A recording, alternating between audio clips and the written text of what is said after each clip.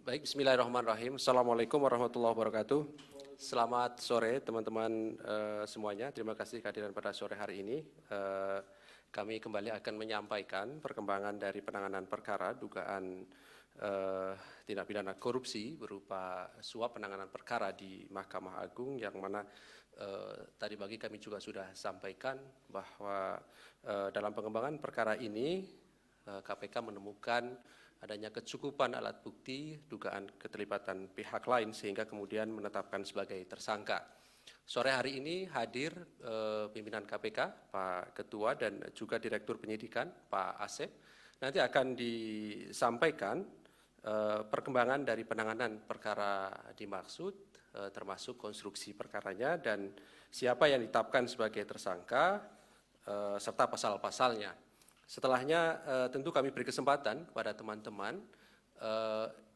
Di awal kami sampaikan permohonan maaf karena setelah ini Pak Ketua ada acara lain yang segera harus dihadiri. Kami mohon nanti pertanyaannya langsung fokus saja ke perkara ini ya. Jadi langsung ke perkara ini, setelahnya dibacakan poin-poin dari perkembangan perkara dimaksud.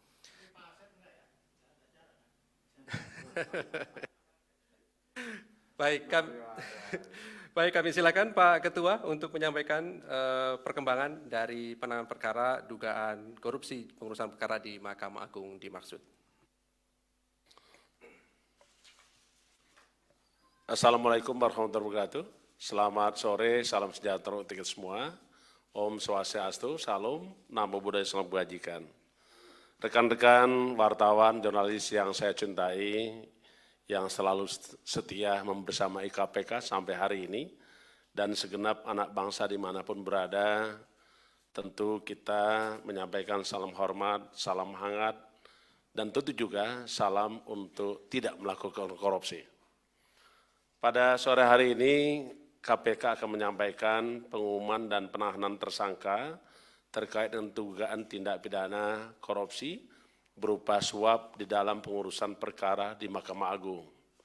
Kami ingin sampaikan bahwa hari ini, tentu rekan-rekan tadi sudah mengikuti dari pagi, ada juga yang sudah bertanya kepada saya selalu katakan pada saatnya KPK akan menyampaikan setiap perkembangan perkara yang ditangani oleh KPK.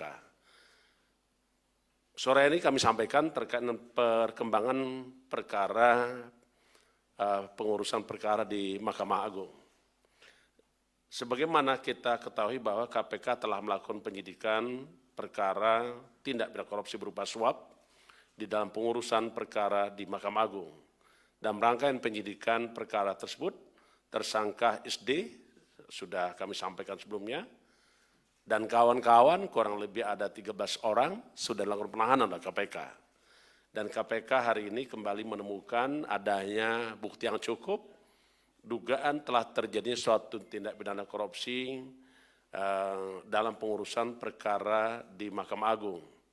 Langkah yang dilakukan oleh KPK adalah meningkatkan perkara tersebut ke tahap penyidikan dan menetapkan serta hari ini kita umumkan salah satu tersangka atas nama EW, Hakim Justisial Panitera Pengganti di Mahkamah Agung Republik Indonesia.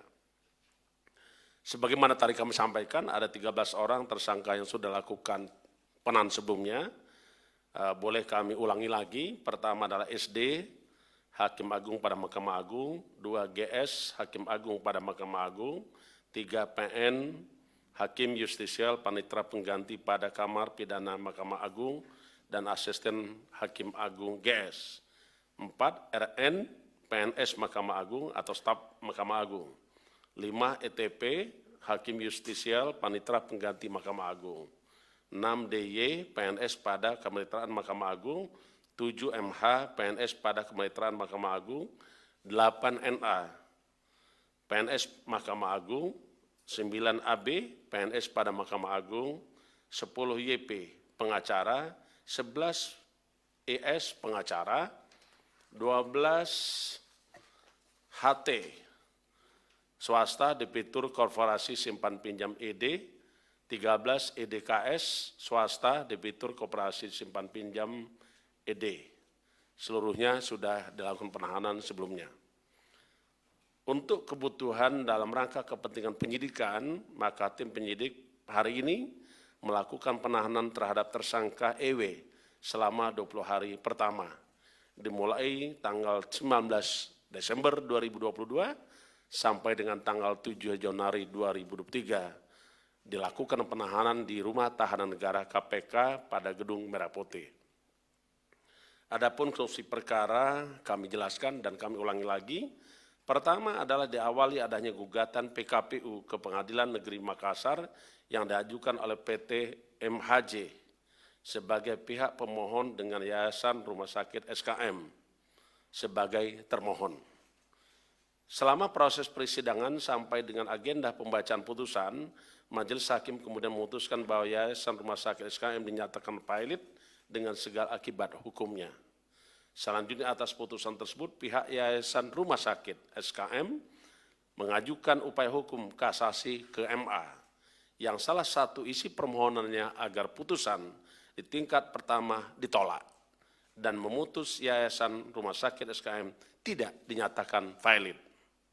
Sekitar Agustus 2022, agar proses kasasi dapat dikabulkan, diduga perwakilan dari Yayasan Rumah Sakit SKM, yaitu WH, selaku Ketua Yayasan melakukan pendekatan dan komunikasi intens dengan meminta MH, AB, dan PNS pada MA untuk membantu dan memonitor, serta mengawal proses kasasi tersebut, yang diduga disertai adanya kesepakatan pemberian sejumlah uang. Sebagai tanda jadi kesepakatan, diduga ada pemberian sejumlah uang secara bertahap hingga mencapai lebih kurang 3,7 miliar kepada EW yang menjabat Hakim Justisial sekaligus Panitera Pengganti Makabung pada Mahkamah Agung RI yang diterima melalui MH dan AB sebagai perwakilan sekaligus orang kepercayaannya. Untuk serah terima uang diduga dilakukan selama proses kasasi yang berlangsung di Mahkamah Agung Republik Indonesia. Adapun pemberian sejumlah uang tersebut diduga untuk mempengaruhi isi putusan. Dan setelah uang diberikan, maka putusan kasasi yang diinginkan dari WH dikabulkan dan isi putusan menyatakan Rumah Sakit SKM tidak dinyatakan valid. Keenam, para tersangka disangkakan melanggar. Saudara EW bersama-sama MH AB disangkakan melanggar pasal 12 huruf C atau pasal 12 huruf A dan pas B kecil yonto pasal 11 Undang-Undang 31 tahun 1999 tentang pemberantasan tindak pidana korupsi sebagaimana telah diubah dengan Undang-Undang nomor 20 tahun 2001 tentang perubahan atas Undang-Undang 31 tahun 1999 tentang pemberantasan tindak pidana korupsi yonto pasal 55 ke 1 ayat 1 ke 1 KUHP. KPK berkomitmen untuk menyelesaikan setiap perkara yang ditangani oleh KPK, termasuk terkait dengan perkembangan perkara yang ditangani oleh KPK. Penegak hukum tentu kita bersepakat setiap perkara harus kita tuntaskan secara efektif, efisien, dan rangka mewujudkan tujuan penegakan hukum, kepastian hukum, keadilan, dan menimbulkan kemanfaatan. Terakhir kami ingin sampaikan bahwa korupsi di sektor peradilan ini tentu mencederai marwah penegakan hukum di Indonesia. Karena itu KPK tidak akan pernah berhenti hanya pada upaya-upaya penindakan saja. KPK terus melakukan upaya-upaya pencegahan melalui pengkajian dan pendidikan masyarakat supaya tidak terjadi tindak pidana korupsi. Saya kira demikian ingin kami sampaikan. Terima kasih. Kita sungguh berharap bahwa kita sama-sama memiliki mimpi. Indonesia betul-betul bebas dan bersih dari praktek-praktek korupsi. One day kita punya peradaban, yaitu peradaban anti korupsi. Terima kasih. Saya wassalamualaikum warahmatullahi wabarakatuh. Om Santi Santi Santi Om. Terima kasih Pak Ketua yang telah membacakan konstruksi perkara ini, gitu ya. Dengan menetapkan satu orang sebagai tersangka EW dan kemudian dilakukan penahanan sampai nanti 7 Januari 2023 di rutan KPK pada Gedung Merah Putih KPK dengan konstruksi yang sudah dibacakan tadi. Jadi ini konstruksinya berbeda dengan perkara sebelumnya ya. Baik, silakan satu, dua, dan satu lagi saya beri kesempatan. Ada tiga, oke ya, cukup silakan. Ya, terima kasih. Saya Mario dari Metro TV. Ya, mumpung ada ketua sama Pak Dir nih. Pertanyaan agak cukup berat, Pak.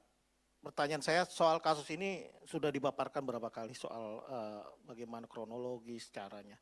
Dan kemudian yang menarik ketika pihak MA sendiri menyatakan angkat bendera putih untuk persoalan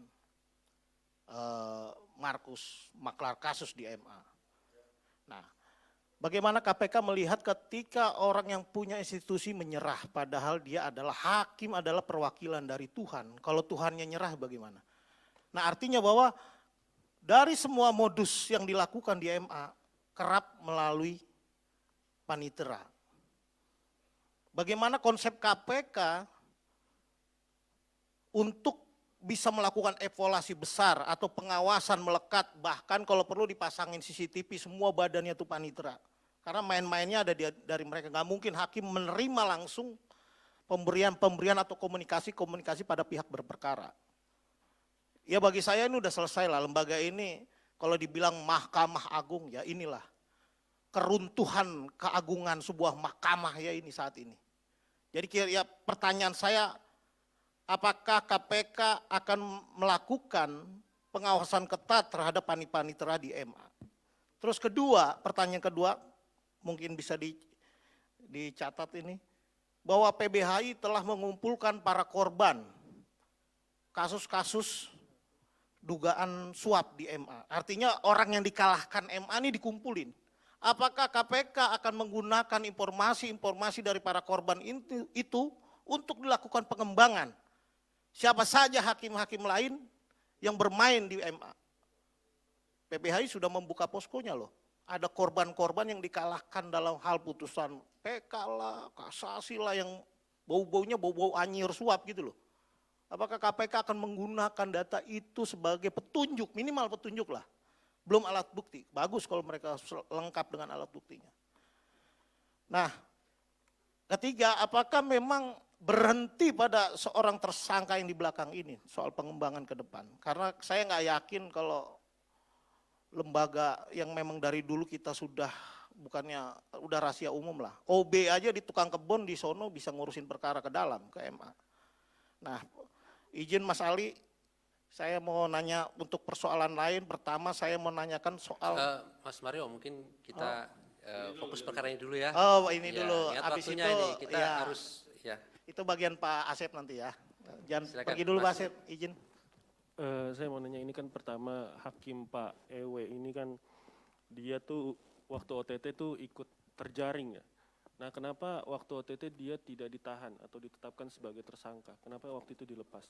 Apakah memang dia waktu itu nggak jujur atau berkata bohong bahwa dia nggak terima uang?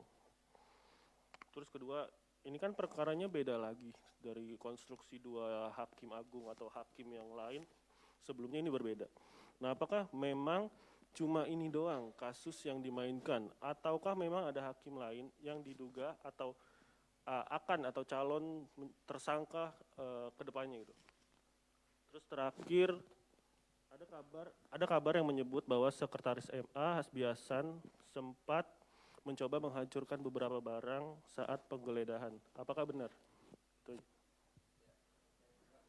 Terakhir, Mbak. Ya, terima kasih. Saya Dian dari Harian Kompas. Pak Ketua izin mau bertanya. Tadi sudah dijelaskan bahwa ini terkait dengan suap untuk mempengaruhi isi putusan ya. Nah ini EW ini panitera pengganti dari hakim siapa gitu Pak, dan apakah nanti juga Hakim Agung itu hampir sama dengan pertanyaan Chandra, apakah akan dikembangkan ke arah situ juga karena beliau sebagai panitera pengganti gitu. Yang kedua terkait dengan suap pengurusan perkara kepailitan Pak. Ini ada dua yang berbeda ya. Yang pertama kasus koperasi, kemudian yang sekarang rumah sakit. Apakah ini memang sudah menjadi semacam industri hukum gitu Pak di MA, dan seperti apa modusnya terkait pemailitan ini? Terima kasih. Oke, baik, terima kasih. Terima kasih 3 orang penanya, saya kira cukup mewakili dari pertanyaan teman-teman yang lain ya. Baik.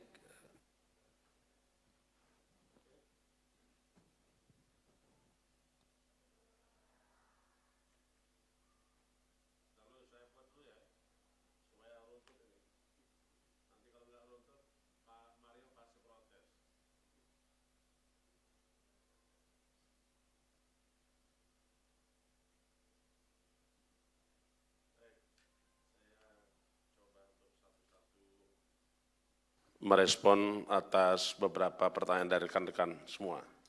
Sebelum saya memberikan respon dan jawaban, tentu saya ingin menyampaikan apresiasi dengan rekan-rekan media dan segenap anak bangsa yang selalu saja memberikan perhatian kepada KPK. Karena sesungguhnya tidak ada orang sukses tanpa orang lain. No one can get success without others. Karena itu KPK selalu mengembangkan konsep ya, bersama masyarakat menurunkan angka korupsi untuk mewujudkan Indonesia maju. Dan itu adalah pegangan kita bersama, begitu pentingnya peran serta masyarakat. Baik, saya coba yang pertama, KPK memang, ini sekaligus ya, saya mencoba menjawab dari 3 pertanyaan tadi. Dalam penanganan perkara tentu KPK itu tunduk dan patuh kepada asas-asas pokok pelaksanaan tugas KPK. Apakah itu demi kepentingan umum, proporsionalitas, kepastian hukum, keadilan, transparansi, akuntabilitas, dan juga menjunjung tinggi hak asasi manusia. Berlatar belakang bahwa KPK bekerja secara profesional, tentu kita tunduk kepada semua hukum dan aturan yang berlaku. Termasuk juga dengan proses mulai dari penyelidikan, penyidikan, penuntutan. Tentu KPK dalam rangka penyidikan memang memerlukan proses panjang. Kenapa? Karena ada kepentingan untuk pertama kita harus mencari keterangan saksi dan bukti-bukti. Sehingga dengan bukti-bukti itu kita akan dapat mengungkap perkara itu menjadi terang dan kita temukan tersangka. Jadi jawabannya adalah kenapa baru hari ini saudara EW ditahan? Karena hari ini kita mendapatkan cukup bukti. Karena memang dasar daripada Undang-Undang Nomor 8 Tahun 81 dicantumkan di dalam pasal 21 tentang syarat-syarat penahanan. Salah satunya adalah cukup bukti. Nah, itu yang pertama ya. Yang kedua, tentu kita dalam rangka pemberantasan korupsi, saya selalu katakan bahwa kita kerjasama dan orkestrasi dengan pihak lain. Termasuk juga dengan lembaga-lembaga eksekutif, legislatif maupun yudikatif, bahkan dengan partai politik. Kita ingin semua kamar kekuasaan itu bebas dan bersih dari praktek-praktek korupsi. Hari ini media dan kita semua memberikan perhatian fokus terhadap badan peradilan kita. KPK sudah melakukan kerjasama dengan Komisi Yudisial jauh sebelum ada kasus-kasus perkara-perkara korupsi yang melibatkan hakim maupun badan-badan peradilan lainnya, apakah itu panitia pengganti, hakim, dan lain-lain. Yang kedua, KPK juga sudah kerjasama dengan Badan Pengawas Mahkamah Agung untuk melakukan perbaikan terkait dengan titik-titik rawan yang terjadi korupsi. Bahkan 4 hari yang lalu saya sempat bertemu langsung dengan Ketua KY. Kita bicara untuk perbaikan badan peradilan kita. Sayang hari ini tadi saya telepon Pak Mukti Pajar ya, Mukti Pajar Nur Dewata itu tidak bisa hadir. Beliau tadi WA saya, silakan lanjut, dan saya harus sampaikan bahwa kami sudah bekerja sama terkait dengan memperbaiki sistem-sistem di peradilan. Tentu kewenangan ada di KY. Yang berikutnya, kita juga tadi ada yang menyampaikan bagaimana dengan informasi yang sudah dikumpulkan oleh rekan-rekan atau elemen masyarakat. KPK sekali lagi tidak akan pernah menyampingkan setiap informasi yang disampaikan oleh masyarakat. Jadi kalau ada lembaga-lembaga yang sudah mengumumkan terkait dengan membuka posko tentang bagaimana, apakah ada pihak-pihak yang dirugikan di dalam proses peradilan, tentu itu akan kita terima dan kita akan dalami, tentu mengikuti mekanisme prosedur, kriteria dan syarat sebagaimana ketentuan undang-undang. Apakah itu nanti kita kaji, apakah kita lakukan penyelidikan, benar atau tidak telah terjadi suatu peristiwa pidana. Kalau betul terjadi peristiwa pidana, apakah itu masuk ranah tindak pidana korupsi? Kalau tindak pidana korupsi, apakah itu masuk dalam kewenangan KPK? Sebagaimana di dalam pasal 11 Undang-Undang 19 2019 atas perubahan Undang-Undang 30 tahun 2002 tentang subjek hukum bahwa KPK dapat melakukan penyelidikan, penyidikan, penuntutan terhadap perkara tindak korupsi yang dilakukan oleh aparat penegak hukum, penyelenggara negara atau pihak terkait. Dan disebutkan juga di situ apabila kerugian sekurang-kurangnya 1 miliar. Saya kira ini yang harus kita tangkap apabila ada informasi dari rekan-rekan, siapapun dari lembaga, dari LASM yang memberikan laporan itu, tentu kita akan respon dan kita terima kasih. Karena itu adalah peran masyarakat yang dilindungi oleh undang-undang dan dimintakan oleh undang-undang. Karenanya KPK membuat peraturan Komisi KPK nomor 7 tahun 2020, salah satunya adalah membentuk unit kerja yang kita sampaikan sebagai Direktorat Peningkatan Peran Serta Masyarakat. Itu ada, Dikpermas. Saya kira itu. Yang berikutnya, saya juga sudah menyampaikan beberapa waktu lalu, mungkin kawan-kawan mengikuti 6 langkah yang perlu dilakukan perbaikan oleh Mahkamah Agung. Salah satunya perlu dilakukan pelaksanaan terkait dengan eksaminasi putusan. Itu sudah saya sampaikan. Kedua, pelaksanaan sidang itu perlu dikenakan atau dilakukan secara transparan, baik itu peradilan kasasi maupun PK itu sendiri. Dan itu direspon oleh MA. Begitu juga dengan terkait rekrutmen hakim, rekrutmen panitera, hakim, saya kira sumber daya manusia MA itu sudah dilakukan perbaikan. Dan terkini kami juga pernah dimintakan pendapat terkait dengan seleksi hakim, panitera pengganti kalau salah. Nah, panitera pengganti itu kita juga dimintakan. Dan tentu hal yang paling penting adalah bagaimana bisa pertanggungjawaban pidana itu kita terapkan sebagaimana ketentuan hukum, tetapi bila mana itu ada pelanggaran-pelanggaran terkait kewenangan KAY, maka KAY yang akan melakukan. Jadi saya kira mari kita bersama untuk melakukan perbaikan dan memberikan masukan terhadap badan-badan peradilan kita. Selanjutnya, tadi ada mengatakan, sekali lagi saya ingin katakan, bahwa KPK bekerja sesuai dengan ketentuan hukum. Jikalau ada para pihak yang melakukan perbuatan, baik itu menghambat, menghalang-halangi, mempersulit penyidikan penuntutan tindak korupsi, tentu itu ada pasal pidana tersendiri yang diatur dalam pasal 21. Tentu itu kita lakukan, tapi sekali lagi tetap kita bicara tentang apakah ada bukti permulaan yang cukup bahwa itu peristiwa pidana. Apakah kita memiliki bukti yang cukup untuk kita lakukan terkait dengan upaya-upaya hukum terhadap para pihak. Yang terakhir adalah tentu kami berpegang teguh yang dimasukkan dalam pasal 183 Undang-Undang Nomor 8 Tahun 1981 tentang hukum acara pidana, disebutkan bahwa pedoman ini kita pegang. Hakim tidak dapat memutus suatu perkara, jadi hakim hanya dapat memutus suatu perkara berdasarkan keyakinannya dengan sekurang-kurangnya 2 alat bukti. Maka KPK tentu bekerja berdasarkan alat bukti itu. Saya kira itu yang mudah-mudahan bisa menjawab semua pertanyaan rekan-rekan. Kalaupun belum terjawab, saya mohon maaf. Ada kegiatan yang harus saya hadiri lagi bersama-sama dengan kementerian lain. Karena besok kita akan ada kegiatan evaluasi kinerja Strategi Nasional Pencegahan Korupsi 2021-2022. Sekaligus juga kita akan canangkan rencana aksi Strategi Nasional Pencegahan Korupsi untuk tahun 2023-2024. Jadi bisa rekan-rekan bisa mengikuti itu. Ya, hari ini saya harus mempersiapkan itu. Saya kira itu Pak Ali. Mungkin mohon maaf kalau ada hal-hal yang kurang. Terima kasih.